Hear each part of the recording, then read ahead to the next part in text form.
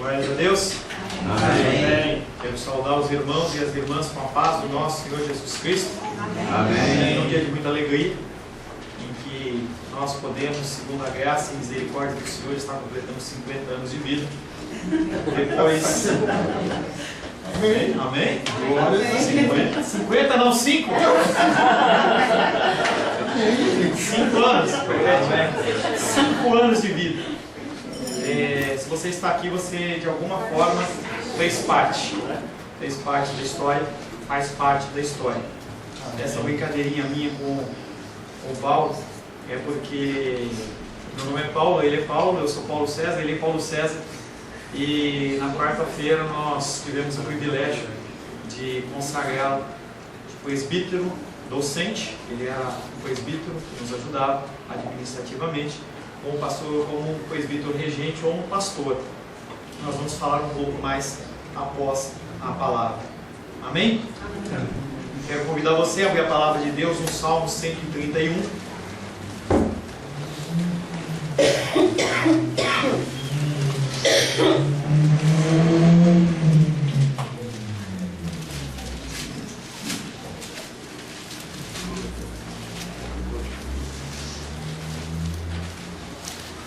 Salmos 131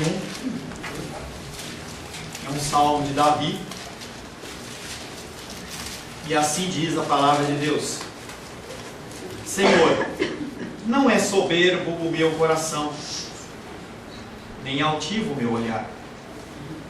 Não ando à procura de grandes coisas, nem de coisas maravilhosas demais para mim.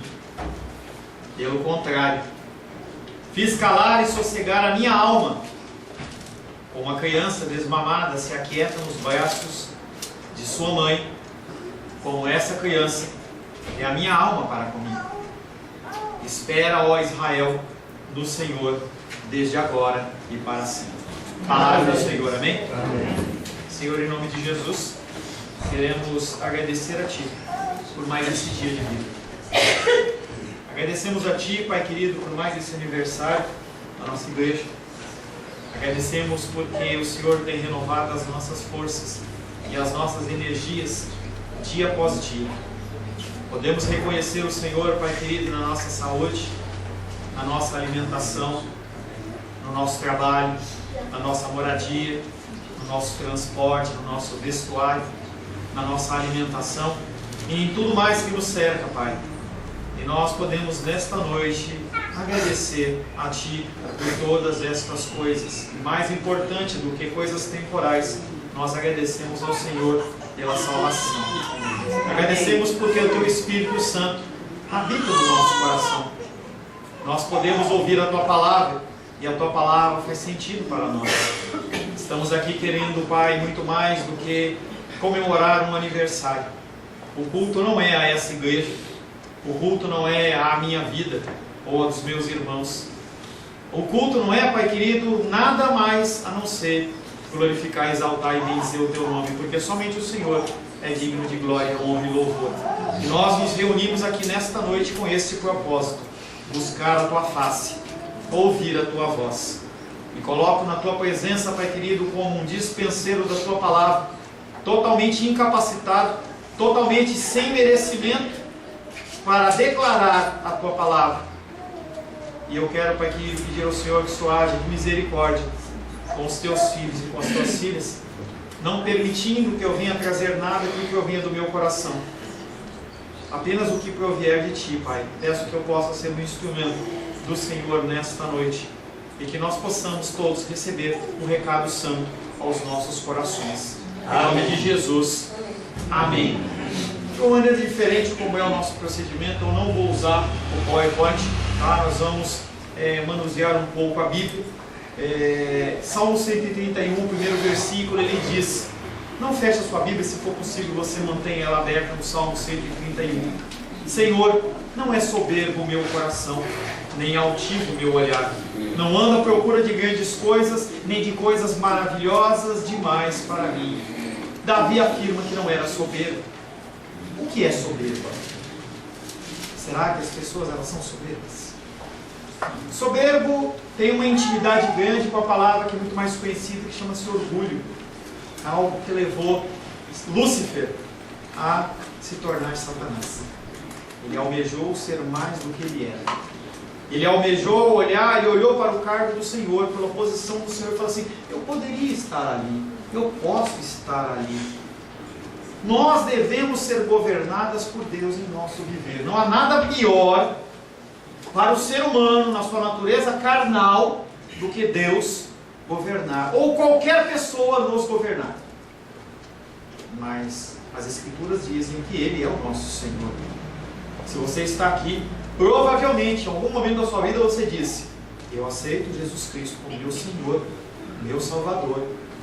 E a partir daquele momento Ele passa a ser o seu Senhor e você passa a ser servo dEle, sem direitos, sem direito a querer exigir nada, simplesmente porque Ele é Senhor. Devemos ser governados por Deus em nosso viver. Temos de ser contentes com a porção que Deus nos designou.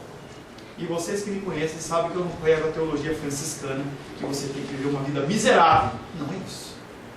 Mas o Senhor, Ele tem concedido a nós porções em que nós não somos gratos e nós não somos satisfeitos. Por isso a minha oração inicial: você tem reconhecido no seu dia Deus na sua alimentação, no seu vestuário, em coisas básicas, no seu transporte. Nós temos dificuldade em reconhecer Deus em coisas básicas, mas Deus, Ele nos concede porções e nós temos que ser satisfeitos com ela. Nós temos que considerar para o que Deus nos chama e não almejar nos moldarmos aos nossos próprios desejos. A minha mãe está aqui, ela sabe que quando eu fui realmente convidado para o pastorado, tempo integral aqui em Brasília, meu pai olhou para mim e falou assim: você vai abandonar todo um futuro profissional para viver de esmola da igreja? E eu olhei para ele e ele não entende. Não é algo que é natural. E eu sei que eu poderia fazer um concurso, ou poderia já estar concursado.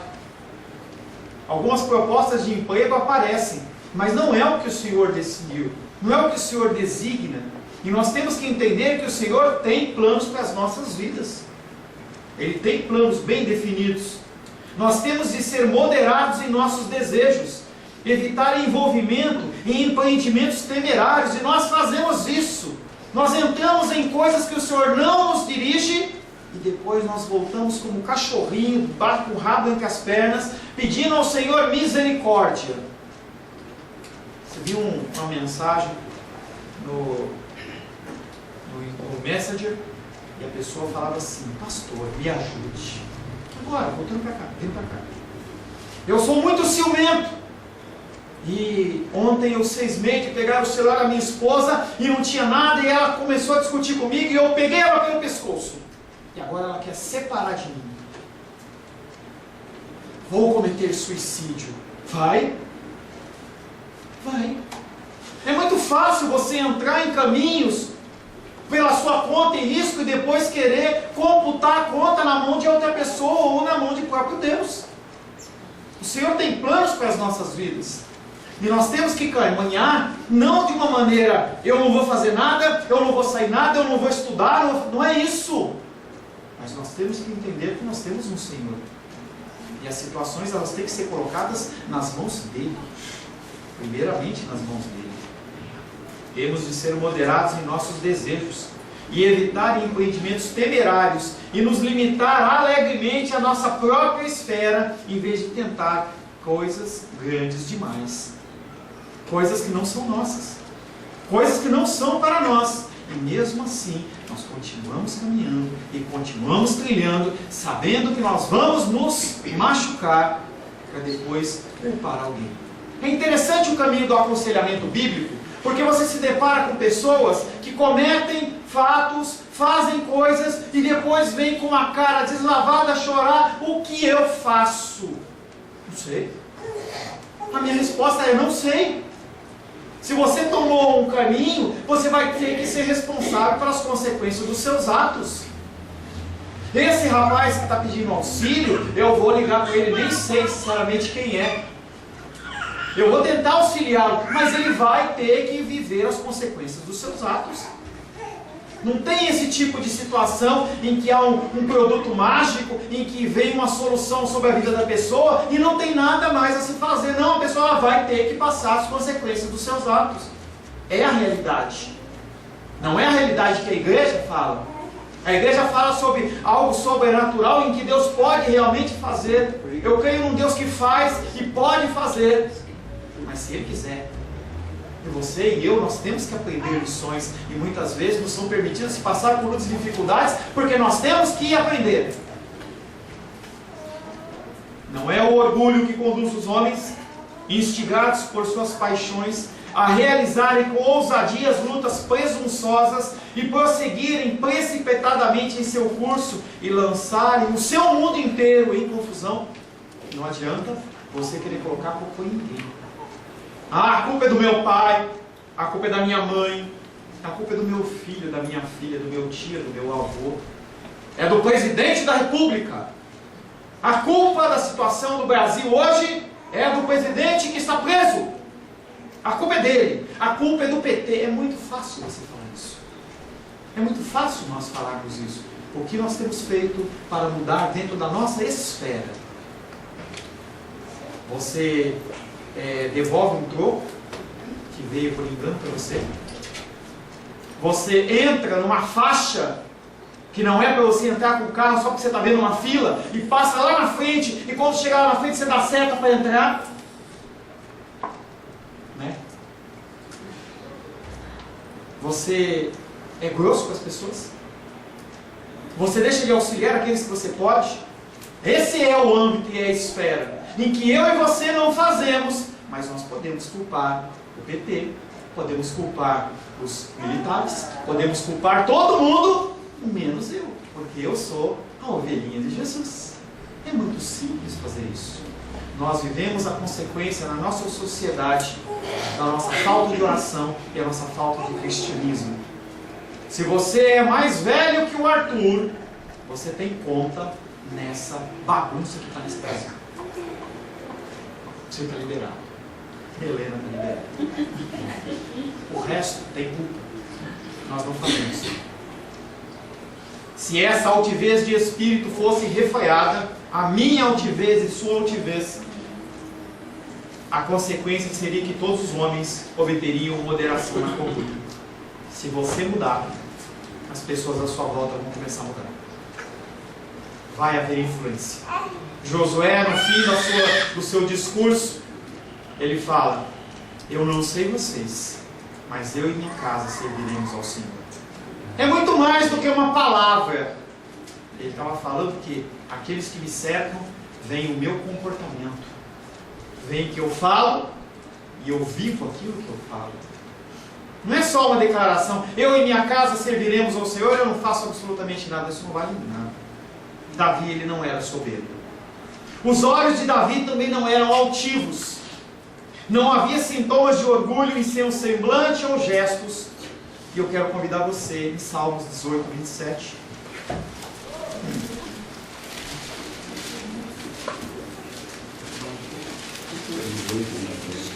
Salmos 18, 27 diz o seguinte: porque tu salvas o povo humilde, mas os olhos altivos tu os abates. Quando o Senhor ele vê a minha altivez, ele vê a sua altivez, o que ele faz é jogar você no chão. E o que você tem que fazer? Salmos 18, 27. Não é murmurar, porque se ele fez isso com você, ele está demonstrando que ele te ama e ele quer te corrigir. Porque o pai que ama o filho, ele corrige. Quando você vê as pessoas continuar na sua maracutaia, na sua bagunça, você pode saber que essas pessoas elas não estão debaixo da mão de Deus e vão padecer. Quando você é repreendido nas suas ações, quando eu sou repreendido nas minhas ações, Deus está falando: e eu ainda creio na sua mudança. Salmos 18, 27. Davi condena o olhar soberbo. Enquanto ele freava a ambição do seu coração, porque sim, Davi, como todo ser humano, é ambicioso de coração. Ele cuidava para que os seus olhos não cedessem ao seu coração. em quaisquer aspirações cobiçosas por grandeza. Ele conhecia o coração que ele tinha, e ele procurava segurar esse coração. Ele procurava moldar esse coração, um coração igual ao Senhor. É o que nós cantamos, dá-me um coração igual ao teu. Em resumo, todos os sentidos, bem como o seu coração, foram sujeitos às restrições da humildade, a humildade que procede de Deus. Davi não era soberbo, os olhos de Davi não eram altivos, e ele finaliza esse versículo dizendo que ele não andava à busca de grandes coisas. Mas Davi era rei. Ele era o rei de um reino próspero, em que ninguém se levantava contra ele. As pessoas queriam conhecer esse homem. Antes de ele ser rei, ele já era exaltado. Saul mata 1000 e ele mata 10.000. E as pessoas olhavam e falavam assim: esse é Davi. Mas ele não buscava isso. Em nenhum momento você vê ele aspirando a isso. Se você lê textos de reis, você lê crônicas, você lê Samuel, você vai ver que em nenhum momento ele fala: por que está acontecendo comigo? Eu sou rei, me ungiram. Ele não faz isso. Ao negar que andava à busca de grandes coisas, devemos supor que Davi se referia à disposição ou atitude da sua alma. Apesar da realidade dele de vida ser outra, ele se confinava unicamente no objetivo de servir a Deus. Aonde você estiver, onde o Senhor te colocar, seja sobre muito, seja sobre pouco, o objetivo é você servir a Deus. Servir a Deus. Não sou uma pessoa que sou partidário com pastores serem políticos. Entendo que pessoas sim, cristãs, são chamadas para a política. E realmente nós precisamos de pessoas austeras na política. Se possível, com esse viés cristão. Mas nós temos que ter um relacionamento com o Senhor. Nós temos que ter manter esse relacionamento com o Senhor, para que os caminhos eles não se desviem. O Senhor chama alguém para ser deputado, daqui a pouco ele quer ser federal, daqui a pouco ele quer ser senador, quer ser presidente, a vida muda. E quando você avança nos planos que Deus deu, o que acontece é ruína. Ruína. Quando eu vejo esses pregadores na televisão, em que 1 hora numa televisão, em horário nobre, milhares, não tenho nem noção, 10 mil horas, sei lá, 20 mil, 100 mil, não sei dizer, algo fora do nosso contexto de vida. Eu creio que muitos deles até foram chamados em algum momento para servir o Senhor naquela forma, ou num rádio. Mas o Senhor, Ele comissiona por um tempo, e aquela pessoa, ela acha que é por mais, e aí é a ruína. É a ruína, é a ruína, é a ruína. Davi não andava em busca de grandes coisas. O objetivo dele era servir a Deus. Em contrapartida, os que se rendem à influência da ambição e ao outro lado da moeda, porque você tem essa opção, logo se perderão. Vemos como Deus confunde a soberba e os empreendimentos orgulhosos dos filhos desse mundo. Eles começam essa carreira, estabelecem os seus planos e vão avançando. E passam por cima de pessoas, de situação, de relacionamento familiar, de tempo, de igreja, de tudo. Quando chega no fim, o Senhor faz assim: não é bem assim. Em algum momento da vida, aquilo inverte. Se você acha que essa sociedade está como está, é por culpa do diabo, você está dando muito valor ao diabo. Se você acha que essa manifestação do homossexualismo e pedofilia, ele procede da ação do diabo, você está muito enganado. Ou então você não crê num Deus que é soberano. O Senhor, Ele tem permitido isso, para que, quem sabe, nós acordemos. Quem sabe nós possamos elevar o nome do Senhor acima dessa lama que está através da minha vida e da sua vida, porque o nome dele tem que ser glorificado. Amém. E se tivermos que padecer, nós vamos padecer. Se você não sabe, o povo da tribo de Judá, queridinha do Senhor, ficou 70 anos no cativeiro babilônico, debaixo do chicote. Será que o nosso Brasil vai ter que ficar 70 anos debaixo do jugo do chicote do homossexualismo, da pedofilia, do domínio muçulmano, para que a gente aprenda a buscar a Deus. Se assim for necessário, o Senhor vai permitir.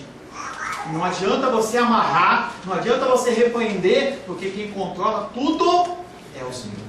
É o Senhor. Enquanto isso, os que se submetem a Deus como Davi, mantendo-se em sua própria esfera, moderados em seus desejos, desfrutarão de uma vida de tranquilidade, segurança e paz. Você quer viver uma vida de segurança, uma vida de tranquilidade, uma vida de paz? Se amolde aos caminhos do Senhor. Vá passear, vá viajar, se divirta. Julho é a época do Facebook, todo mundo enfim férias, enfim férias, enfim férias, enfim férias, e as pessoas tiram uma férias, 2, 5, 10, 50. Eu quero mais é que você tenha muitas férias, se divirta. Mas e o resto? E as coisas que estão à volta? Você pode sim, se tiver condição, gastar 5, 10 mil reais numa viagem, mas será que as pessoas que estão à sua volta passando fome, elas estão sendo cuidadas por você? Ou você simplesmente rejeita? Entenda que se você tiver uma vida como essa, no dia do Senhor, Ele vai olhar para você e falar assim: não te conheço. Será que vale a pena? Será que vale a pena todas essas viagens, todos esses passeios, todos esses bens? Volto a dizer, eu quero que você seja muito próspero. Eu quero que você seja muito bem de vida. Que você não passe necessidade, que você se divirta. Eu quero tudo isso para você, desejo isso para você. Mas mais do que isso, o meu objetivo é que no dia do Senhor, você seja encontrado como um homem fiel, como uma mulher fiel. Se, para que isso ocorra, você tenha que perder tudo, eu oro para que isso seja verdade na sua vida. A proposta da nossa igreja é essa. Por isso que o versículo da nossa igreja é: se o grão de trigo não cair na terra e morrer, ele não dá muito fruto. Talvez se a gente tivesse mudado esse slogan, se a gente tivesse escolhido um nome mais chamativo, se eu tivesse feito uma campanha de marketing, eu começasse a colocar faixas na porta dizendo campanha XYZ, talvez a gente nem tivesse mais aqui, tivesse um salão com 100 pessoas, de 500 pessoas ou 1000 pessoas. Mas continuo repetindo, toda vez que eu clamo ao Senhor por aumento de igreja, aumento de vidas, Ele fala: cuida das pessoas que eu te enviar. Só isso. Pelo tempo que elas estiverem com você, cuida das pessoas que eu te enviar. Só isso. E a gente tem, como o Sebastião ele fala aqui, esse culto que a gente transmite pela internet, ele vai para o mundo inteiro. Ele não está sendo simbólico, ele está sendo literal. Eu recebo respostas de muitas pessoas ao redor do mundo. Ao redor do mundo. Pessoas que simplesmente falam assim: você é o Paulo César? Pastor Paulo? Eu falo assim: como o Pastor Paulo? Não é, eu recebo um devocional, eu recebo um versículo, eu li uma palavra, eu ouvi um vídeo.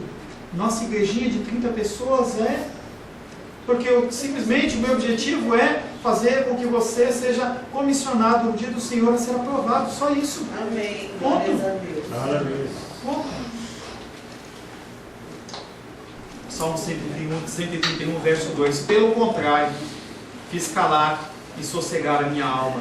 Como a criança desmamada se aquieta nos braços da sua mãe, como essa criança é a minha alma para comigo.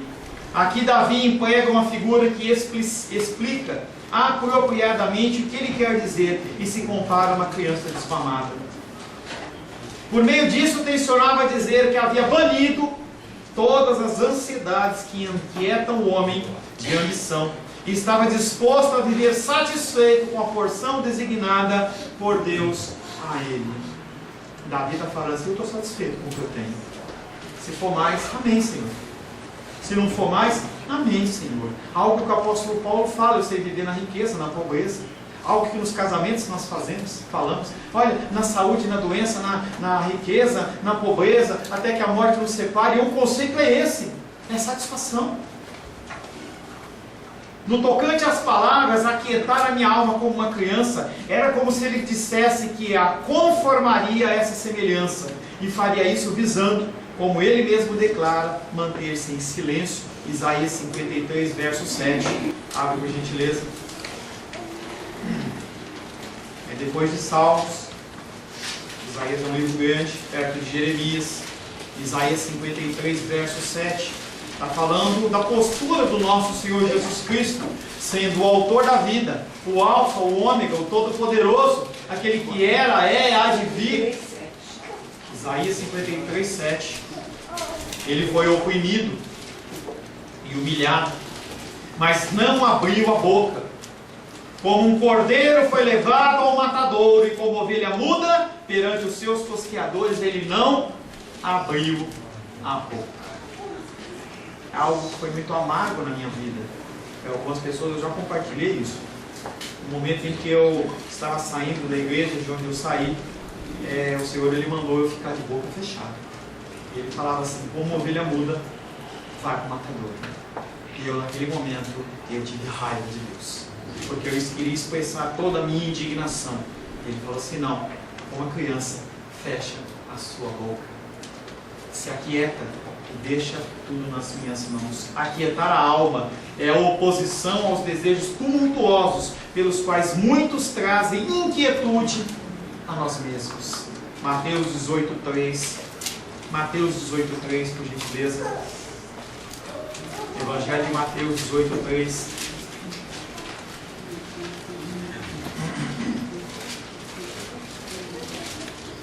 E disse: em verdade vos digo, que se não vos converterdes e não vos tornardes como crianças, de modo algum entrareis no reino dos céus.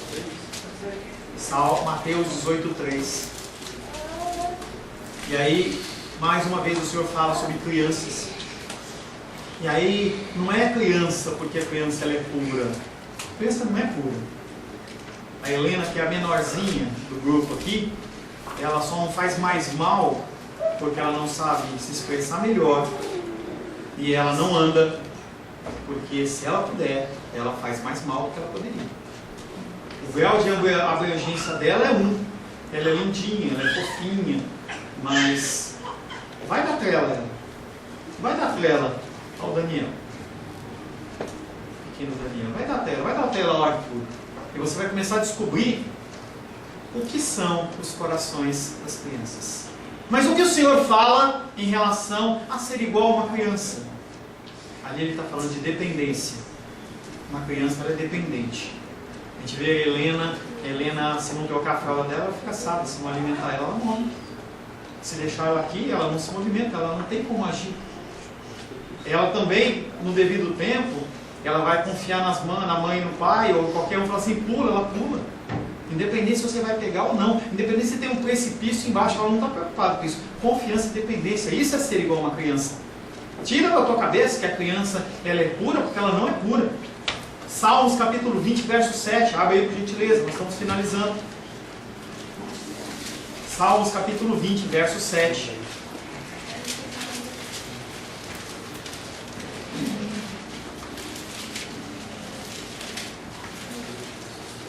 Uns confiam em carros, outros confiam em cavalos. Nós, porém, nos gloriaremos em o nome do Senhor, o nosso Deus. No que você afirma, no que você se apoia? É no trabalho? É na aposentadoria? É na poupança? É no governo? Aqui o salmista está falando, uns confiam em situações temporais. E aqui ele fala carros e cavalos, porque a força bélica naquela época era medida através de carros de ferro, carros mecanizados, e os cavalos que puxavam aqueles carros, como também as pessoas que iam montadas nos cavalos. Cavalo sempre foi uma força de vigor. Então o salmista fala, uns confiam nisso, outros confiam em Deus. Não foi uma nem duas passagens em que o povo de Israel invadia terras e o Senhor fala assim, destrói esses carros. Poderia ser muito bem agregado ao exército, à fortaleza bélica de Israel, mas Deus fala não, eu quero que vocês confiem em mim.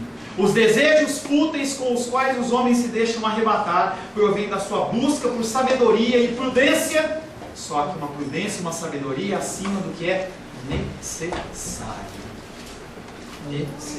Quando você busca mais do que você precisa, ruína.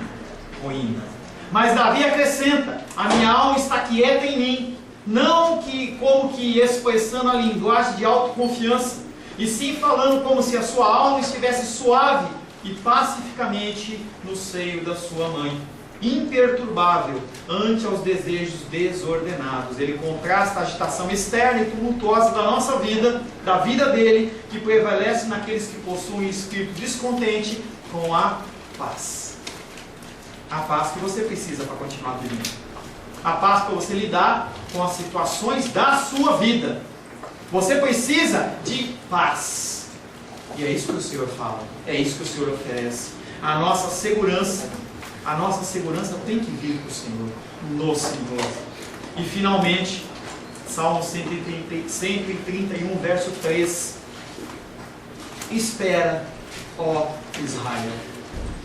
Espera, ó Vinícius. Espera, ó Shirley, João, Felipe. Espera, ó Israel.